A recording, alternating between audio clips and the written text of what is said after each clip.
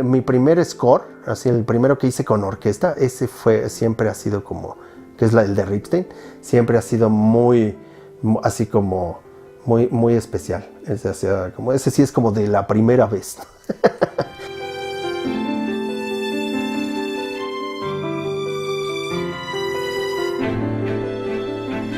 Yo me inicié en la música desde muy chico, gracias a mis papás en realidad, que me metieron a clases de guitarra desde muy chico, desde como los 6 años.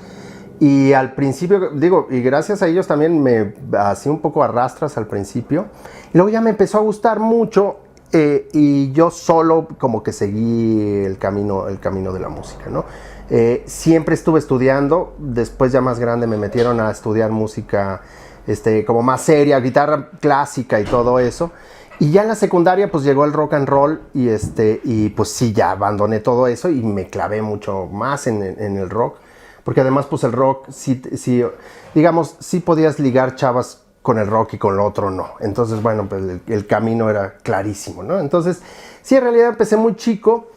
Y ahí en la secundaria y en esto conocí a mis compañeros de grupo. Son relaciones que sigo manteniendo con José Areán, que dirige muchas ahora de las cosas que hago orquestales para cine, que toca todos los bajos todavía de las cosas que necesitan bajo. Entonces ahí sé como relaciones musicales muy importantes que sigo manteniendo y una constante que ha sido y que empecé yo desde muy chiquito fueron los Beatles. Los Beatles creo que para mí fueron como mi educación musical más importante, porque por ahí pasé desde el rock and roll hasta blues, música clásica, música concreta, música barroca. Vamos con los Beatles. Si uno oye nada más a los Beatles, tiene un panorama muy amplio de la música occidental, digamos, ¿no? Entonces, sí, para mí fue una educación, además de un gustazo siempre. Digo, todavía acabo de ir a ver a Paul McCartney como si tuviera 9 años. Frack surge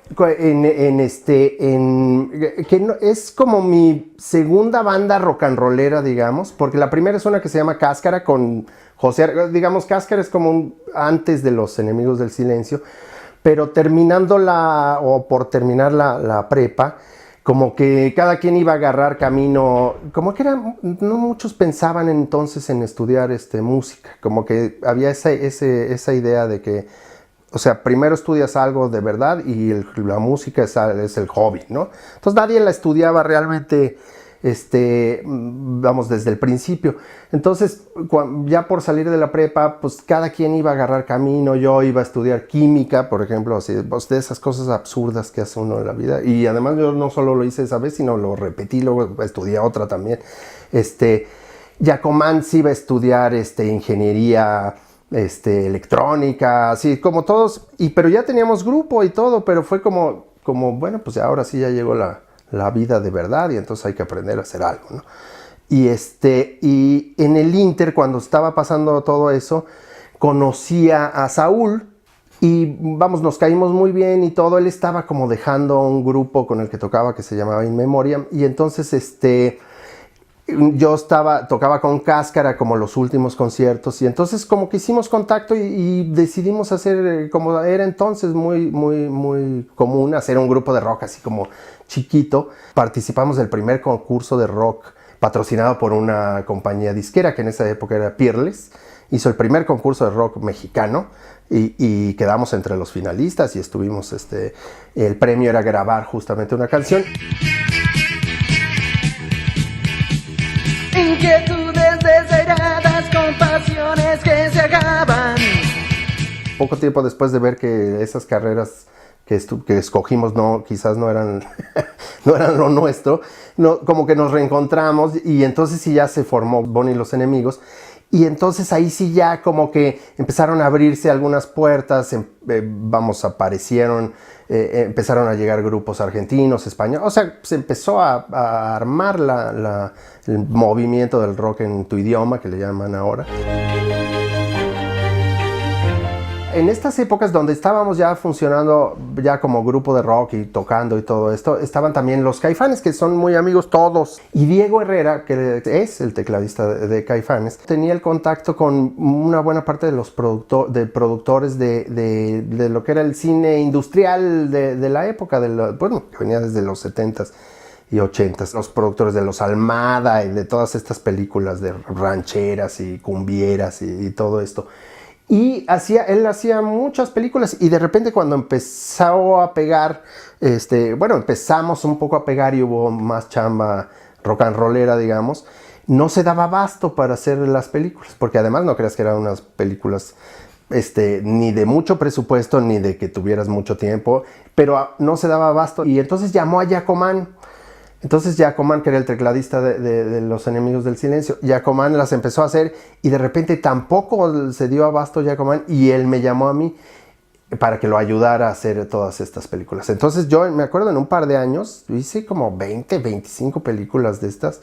Hice Terror en la Mafia, Desvestidas y Alborotadas, así puras así. Para mí fue una educación así como muy buena en cuanto a lo que era hacer música para cine, ¿no? Fue como mi propedéutico para lo que hago ahora, porque además era como totalmente old school, o sea, yo marcaba en moviolas, sacaba pietaje, tenía que convertir el pietaje a tiempo, tenía yo que hacer en mis notas curvas porque yo no podía componer contra imagen, yo componía entonces contra, o sea, tenía que ser contra imagen, pero yo no tenía la imagen, tenía que hacer mis notas en tiempos de cuando cambiaba, o sea, vamos, toda la música debía estar basada en la toma de notas del marcaje, como se hacía antes, ¿no? Ningún compositor antes de música trabajó contra imagen porque nadie tenía cine en su casa, digamos, ¿no? Pero no me gustaban las películas. Volviendo al principio fundamental de ser músico, que es ligarte a alguien, con esas películas tampoco te ibas a ligar a nadie, entonces no tenía, pues mucho chiste. Pero entonces, pasaron de hecho varios años, porque esto debe haber sido en los 90, pues todo empezó, la industria empezó a declinar durísimo, vino el video home que terminó de acabar con los presupuestos de esto y entonces la música ya tenía un presupuesto ya absurdo, así, entonces ya ahí sí ya dejé yo de hacer esto y empecé a hacer un poco más de publicidad, que era un poco pues era en realidad lo mejor pagado de la época. Entonces hice varios anuncios y era así absolutamente otra cosa, tampoco nada divertida ni nada, porque era muy restringido y además pues siempre la publicidad ha creído que hace como arte y no, o sea, hace publicidad, ¿no? Pero se lo toman con una intensidad así que tampoco es padre trabajar mucho con ellos.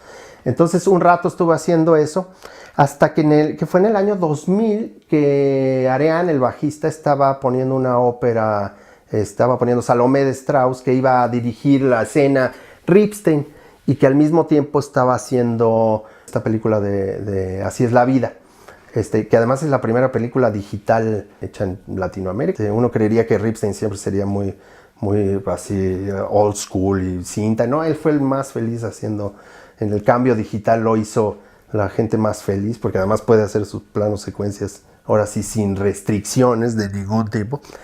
Entonces, le preguntó, necesitaba para la película un coro, porque es Medea, un coro griego, el coro griego quería que fuera un trío, lo cual, pues está bien padre ya de entrada. Y Areán le dijo que por qué no me pedía a mí que le hiciera las canciones del coro. Y entonces Basalicia tenía unas letras, me las mandó y yo le hice unos demos y le gustaron mucho, ¿no? Le gustaron muchísimo y quedó bien padre. Y la película es bastante padre, a mí me gusta bastante. Y entonces le gustó tanto que para la siguiente ya me llamó para hacer la música, que fue la de La perdición de los hombres. Y a esa le fue muy bien porque ganó San Sebastián y todo. Y después de esa, como después de ganar San Sebastián, hizo una película así gigantesca que es La Virgen de la Lujuria. Para mí muy, muy padre porque fue mi primer score con orquesta. Grabamos en Praga. Como era una producción francesa también, mezclamos en Madrid, o sea, fue como superproducción, ¿no?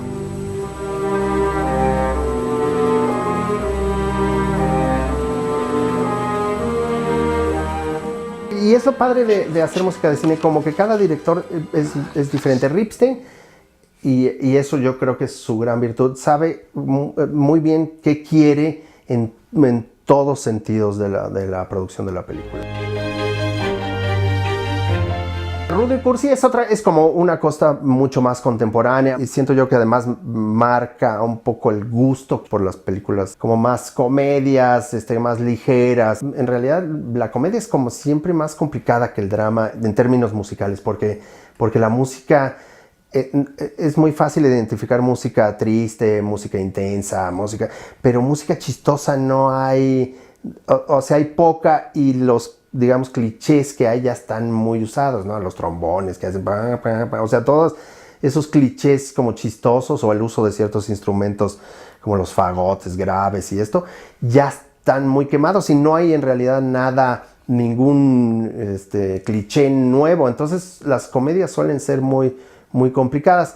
Aquí, por ejemplo, es como muy neutro en realidad la música y quizás lo más chistoso son las partes donde la música es como setentera y todos unos temas como si fueran de las bandas de los 70s, de estas que tienen coritos y todo así super kitsch. Quizás por ahí va, pero siempre agarrarle el tono cómico o de comedia en la música a algo es muy complicado. Y en realidad solo he hecho 2 comedias, Rudo y Cursi, y la segunda película de Juan Carlos. Así es la suerte se llama.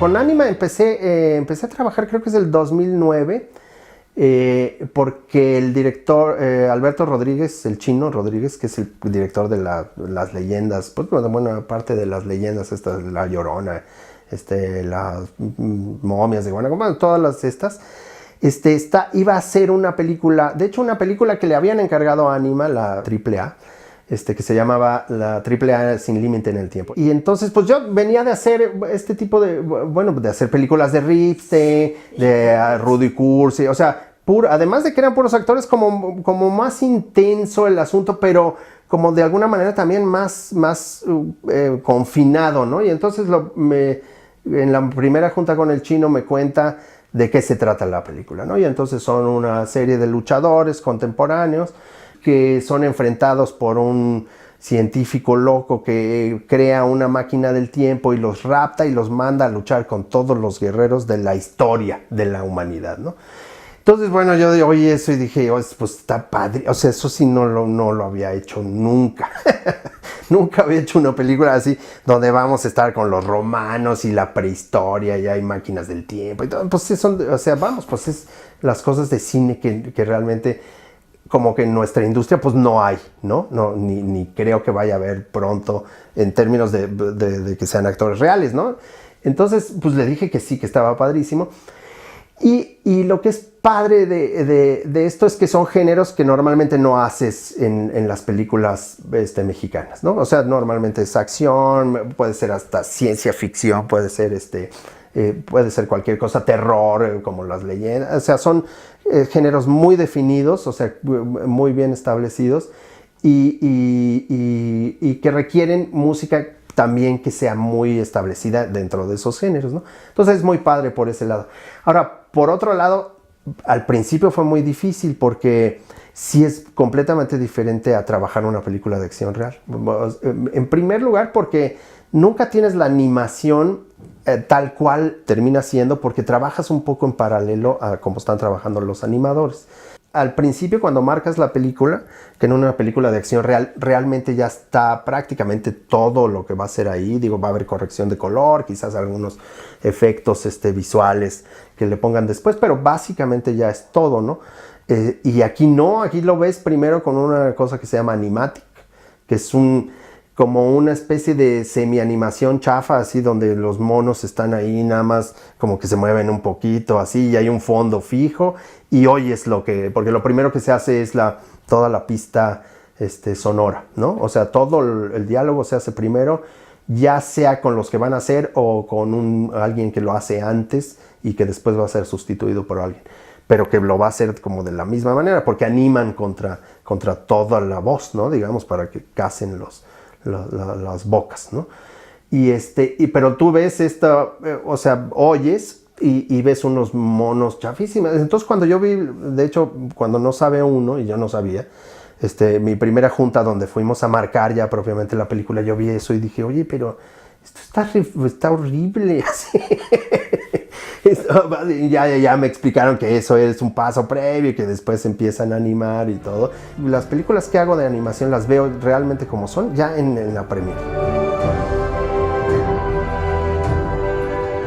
Y yo siempre he pensado que si no hubiera tenido el entrenamiento de las películas de los Almada, sería muy complicado. Requieren de mucha más música que una película de acción real. Como en realidad está creado todo el mundo a través de elementos que no estaban ahí, sino que están sobrepuestos. Entonces la música se vuelve otro elemento de creación de ese mundo. Bueno, yo siempre fui, y creo que todos nosotros fuimos fans a fuerzas o no de Don Gato, ¿no? O sea, haberlo visto durante tantos años, o sea, no pudiste evitarlo. Y además era muy simpático, según yo tenía, como, sobre todo por la traducción que tenía.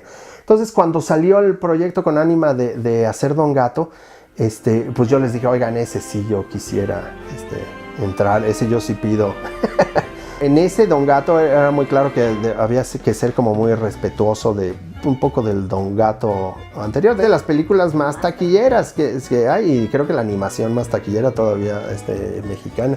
Y entonces era hacer estos jazzecitos que además a mí siempre me gustaron muchísimo y que me llevaron, por ejemplo, yo gracias a Don Gato, por ejemplo, yo conocí a Gershwin, ¿no? Porque es muy esa onda, ¿no? La música, sobre todo estos temas de transiciones que tiene Don Gato. El trompetista es Robin Morales, era animador en Anima. Y entonces ganó el apoyo de IMCINE para hacer una animación.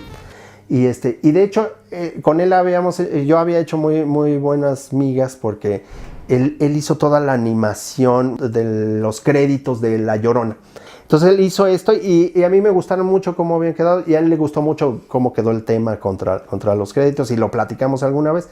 Y además, muy padre, digo, desde que me enseñó la historia, estaba padrísima. Y además, algo que como músico de contraimagen no hace siempre es que sea un poco la música un personaje principal, ¿no? Pero no teníamos el dinero para grabarlo con la orquesta ni nada. Ver cómo con los elementos que tienes logras el mejor resultado. Usamos algunas percusiones, que eso sí ayuda porque siempre las puedes grabar con facilidad. Y la trompeta hicimos una mezcla. Como no teníamos tanto tiempo para tener un trompetista de verdad, entonces hicimos una mezcla también entre samplers y trompetas de verdad. Entonces finalmente ya es más trabajo que si tuvieras los elementos reales, ¿no? Si tuvieras un trompetista, pues te llevaría 2 días grabarlo. Y en cambio así, pues te tienes que clavar y programar y todo, y se vuelve mucho más trabajo. Voy a buscar el hilo negro en tus medias y el hilo blanco en tus guantes. Voy a pedirte 3 deseos, a ver si me los cumples. Voy a gritar tu nombre. Lo del rock sinfónico fue curioso porque el Sabo, que fue medio el organizador del asunto, me había dicho ya desde hace años de ese asunto y yo le dije sí, que encantado, que padrísimo. Y luego se me olvidó totalmente, ya ni sabía. Y un día me habla, y de hecho estaba yo ni siquiera terminando, como medio a la mitad de una película que se llama La Carga.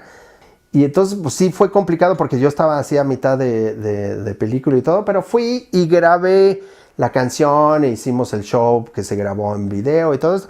Pero yo francamente dije, bueno, pues esto, o sea, está bien, van a sacar el disco y ya, ¿no? O sea, quizás vaya a haber un par de shows y se estrena el disco y funcionó a disco platino y no sé qué tanto. Grabé Voy a buscar, digo, nuestro sencillo así más oído de los 80s. Y además está padre, bueno, el proyecto estaba padre porque son versiones de canciones de los 80s cantadas casi todas por sus cantantes originales.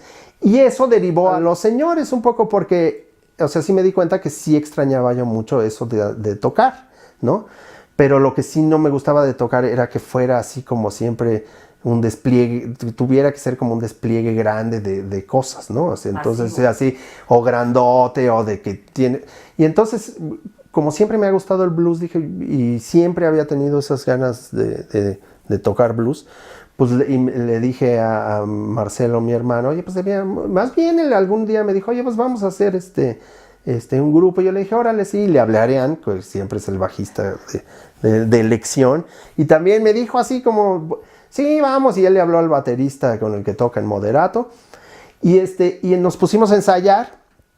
Pusimos un repertorio y ahora no, estamos haciendo algunos shows, pero chiquitos, así como de vieja escuelas.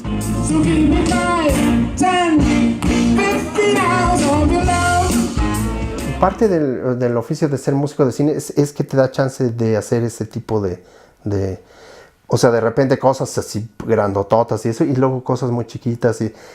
Vamos, a mí me gusta mucho porque sí te cambias el sombrero todo el tiempo, ¿no?